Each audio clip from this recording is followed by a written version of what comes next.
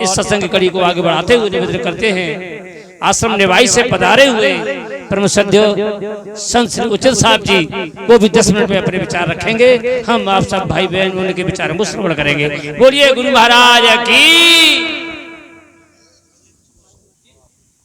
ठीक है हो जाएगा। आज आलो थोड़ी सी देर में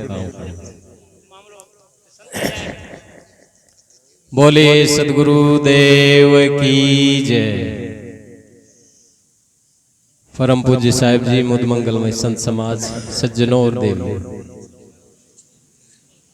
सदगुरु कबीर ने कहा ज्ञान रतन की कोटरी चुंबक दीनो ताल पारखी आगे खोलिए कुंजी बचन रसाल।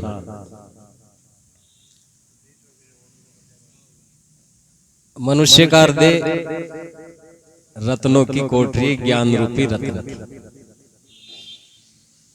लेकिन सदगुरु कहते हैं कि इसको जहां तहां नहीं बिखेरना चाहिए। चुंबक दीनो ताल, इसके मौन का ताला लगा के रखो, तभी आपके अंदर ये सुरक्षित रहकर आपको लाभ करेगा। और खोलो तो कहां खोलो? पारखी आगे खोली, जो पारखी कोई मिले आप सरी का जो मिले ताओ पियाओ घोर। अमृत केरी पूरिया बवित दीना छोर, आप सरी का जो मिले ताओ पियाओ घोर। तो पारखी आगे खोलिए, और खोलने का तरीका क्या? कुंजी बचन रसाल, मीठे वचनों रूपी चाबी से खोलो। कटु वचनों रूपी चाबी से खोलोगे तो आपका माल बिकेगा नहीं। इसलिए हमारी प्रस्तुति सही होनी चाहिए।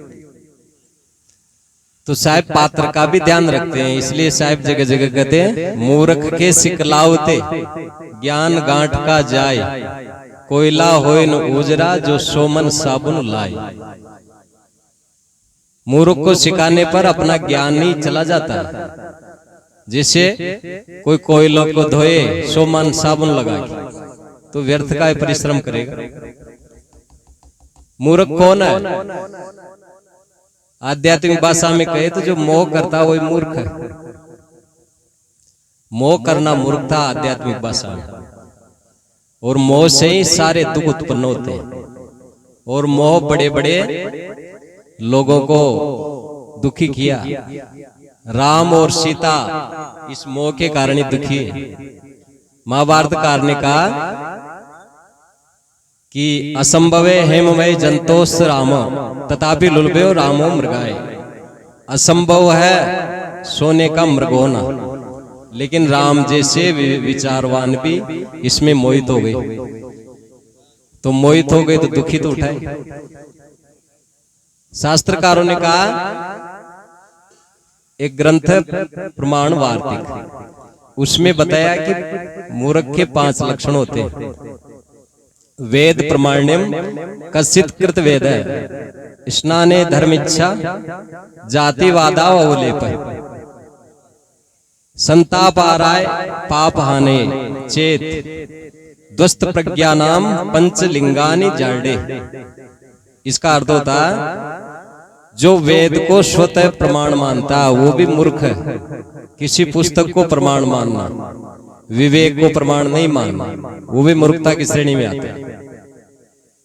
कसित कृत वेद है, किसी को कर्ता मानना, कोई इस सृष्टि को बनाया इसका कर्ता मानना, वो भी मूर्खता के लक्षण स्थापित करता है। तीसरी बात बताया, स्नान धर्मिच्छा, स्नान करके किसी नदी में तीर्थ में और उससे ही धर्म पूरा कर लेना। मतलब तीर्थ मूर्ति के नाम पर भटकना, उसी को धर्म मान लेना, वो भी मूर्खता की श्रेणी में आता है। जातिवादा अवलेप है, जो जातिवाद की भावना रखता है, ऊंच नीच मानता है और जाति पूछकर मनुष्य का मूल्यांकन करता है, वो भी मूर्ख ही है। संताप आरंभ पाप हानाय, शरीर को संताप देकर के पाप नष्ट करना चाहता है, कठिन तपस्या कर। ये क्या? द्वस्त प्रज्ञानाम पंचलिंगानि जाडे, जिसकी बुद्धि नष्ट हो गई है उसकी ये 5 लक्षण है। सदगुरु कबीर इन्हीं सभी बातों को नहीं मानते, वो किसी पुस्तक को प्रमाण नहीं मानते। कई लोगों ने अपने अपनी पुस्तकों को प्रमाण माना, सदगुरु कबीर का प्रमाण है विवेक। अन्य संतों ने भी कहा जो विवेक को प्रमाण माने, जाहि को विवेक ज्ञान ताहि को कुशल जान, जाहि और जाहि वा को वाहि और सुख है। जैसे कोई पायन पेजार को चढ़ाए ले तो वह को नहीं, काटा खोबरे को दुख है। भावे कोई निंदा करे, भावे तो प्रशंसा करे, वो तो देखो आरसी में अपना ही मुख है। देह के व्यवहार सब मिथ्या करे जानते, सुंदर कहते कि आत्मा ही रुख है। वो आत्मोन्मुख होता है, उसकी वृत्ति अंतर्मुखी होती है। जो मूर्ख होता है बहिर्मुख होता है। बहिर्मुख होने का मतलब अपने से अलग सुख मानना। अपने से अलग सुख मानकर हम भोग और भगवान में भटकते हैं और किसी कर्ता की कल्पना करते हैं। साहब ने कहा, कहे कबीर कर्ता के बर में माया जग भर माया। संसार के लोग कर्ता के भ्रम में और माया ने यानी मन के मोह ने उनको भ्रमित कर दिया। साहब तो इतना कठोर कहे, जाए राम को कर्ता कहिए तिनको कालन राखा। वे रघुनाथ एक के सुमरे, जो सुमरे सो अंधा। वो अंधा ही है, वो विवेकहीन है जो किसी एक व्यक्ति को उपासना के केंद्र में रखता है। वैसे हमारी भारतीय परंपरा में कोई एक व्यक्तिवाद नहीं है, किसी एक व्यक्ति की उपासना ही है। ईसाई में, मुसलमानों में, अन्य संप्रदायों में व्यक्तिवाद और अवतारवाद, उसी की प्रतिक्रिया करके भारतीय परंपरा में भी यानी हिंदू परंपरा में भी अवतारवाद की कल्पना हुई। लेकिन हम पहले इतिहास देखते हैं तो वेदों में किसी एक व्यक्ति को उपासना नहीं माना, गुरु उपासना वेदों से। सदगुरु कबीर उसी की वकालत करते हैं। साहिब कहते भी हैं, जाके मुनिवर तप करे, वेद थके गुण गाय, सोई देव सिकापना कोई नहीं पतियाई। जिस बात को मुनि लोग कहते हैं और वेद में जिसकी बातें जगह जगह कहता है, सोई देव सिकापना वही बात मैं भी कहता हूँ, लेकिन कोई नहीं पतियाई, उसका कोई विश्वास नहीं करता। वेदों में हम देखते हैं तो वहां कोई जातिवाद नहीं है और वेद के ऋषि संप्रदायवाद की बात नहीं करते। वेद में एक अच्छी कल्पना कि इस संसार को किसी ने बनाया होगा, कोई ईश्वर हो, कोई अध्यक्ष होगा अंतरिक्ष में जो देखता होगा वो चलाता होगा। लेकिन फिर कहा वेद वा ना वेद, वो जानता है या नहीं जानता है ये भी पता नहीं, मतलब वो सहज रूप से अपनी बात कहे। लेकिन बाद में पुराणों में क्या हुआ, संप्रदायवाद ज्यादा बढ़ गया और व्यक्तिवाद बढ़ के अवतारवाद की कल्पना की। तो साहब उसको कहते हैं कि जो एक ईश्वर मान करके कल्पना करता है वो अंधा है। तो उसको आप अगर अपनी बात कहोगे ना तो उसकी समझ में नहीं आएगी। इसलिए साहब ने सावधान भी किया कि राम वियोगी विकल तन इन दुखों मत कोई, छुअति मर जाएंगे ताला बेली होई। कोई अलग राम मान करके उसकी कल्पना में, उसके विरह में, तो उसको आप दुखाना मत, वो आपके ज्ञान का पात्र नहीं है। इसलिए साहब कहते पारख ही आगे खोलिए, जो पारखी विवेकी है ना उसकी आगे अपनी बात करना चाहिए। जो जिद्दी होगा अपने विचारों का वो भी मूर्खता की श्रेणी में आता है। कवि कालिदास ने कहा कि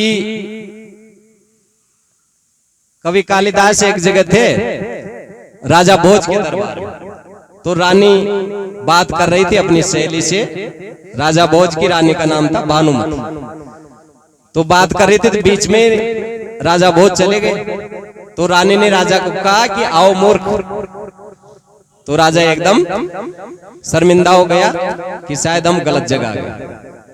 तो राजा भी जाकर राजसभा में जो आए उसको कहने लग गया, आओ मूर्ख, आओ मूर्ख। कवि कालिदास जब राज दरबार में गए तो उनको भी राजा ने कहा आओ मूर्ख। तो कालिदास तो सुनने वाले नहीं, तो उन्होंने कहा कि खाद्यान्न गच्छामि हसन्न जल्पे, गतम न सोचामि कृतम न मन्ने, द्वाभ्याम तृतीयो न भोज भवामि किम कारणम मूर्ख है। ये मूर्ख के 5 लक्षण है, इसमें से है राजन मेरे में कौन सा लक्षण है आप बताइए। तो कौन से? खाद्यान्न गच्छामि, जो चलता चलता खाता है वो भी मूर्ख है। हसन्न जल पे, और बोलता बोलता हंसता है वो भी मूर्खता की श्रेणी में आता है। और गतम न सोचामि, गई हुई बात का सोच करता वो भी मूर्ख है। और कर्तव्य न मनने, किए का अभिमान करता, वो भी मूर्ख है। और दो के बीच में तीसरा बात काटता, वो भी मूर्ख है। अब इसमें पांचों में से मैं कौन सा हूं, आप बताइए। तो कालिदास में तो लक्षण नहीं थे, लेकिन राजा भोज समझ गया कि रानी ने मेरे को मूर्ख क्यों कहा कि दो के बीच में मैं जाकर उनकी सहेली से वो बात करे तो बीच में बात काट दिया, इसलिए मैं मूर्ख हूं। तो कहने का मतलब है कि हमारा जीवन मूर्खता में चला जाता है, इसलिए सच्ची बात को समझ नहीं पाते। सदगुरु कबीर का ज्ञान बहुत पावरफुल है, हाई डोज की गोली है, ये सबको पचती नहीं है। इसलिए सब बातें सबके सामने नहीं कही जा सकती, पात्र देख करके उसके अनुसार कहने का ही प्रावधान है। सदगुरु रामराज साहब ने भी पंचकृत्य में कहा कि कोई अगर समझता नहीं है इस बात में तो रति रति दर्शाव करावे, धीरे धीरे बताए उसको, और अबुद के संग अबुद हो जावे, उसके मत में मिलकर और धीरे धीरे अपनी बात बताना चाहिए। तो इसलिए सदगुरु कहते हैं कि ज्ञान रतन की कोठरी, मनुष्य का हृदय ज्ञान की कोठरी है, उसमें अबाध ज्ञान है। ज्ञान का भंडार मनुष्य का हृदय है और कहीं नहीं है। ज्ञान की खदान दुनिया में और कहीं नहीं, मनुष्य का हृदय है। लेकिन उसको आप जब तक पचाएंगे नहीं ना अपने अंदर, तब तक वो लाभ नहीं देगा। और उसको पक पक फांकते रहेंगे दूसरों के लिए, तो वो अपने अंदर पचेगा नहीं। तो कहाँ कहना चाहिए, पार की आगे खोल, जो पार की विवेकी है ना, उसके आगे ही खोलना चाहिए। और उसका भी तरीका कुंजी वचन रसाल, मीठे वचनों से हम अपनी बात को पेश करें। इसलिए सदगुरु कहते हैं कि अपने हृदय के ज्ञान को पचाएं और जो पात्र हो उसके सामने इसको हमें कहना चाहिए। बोले सदगुरुदेव की जय।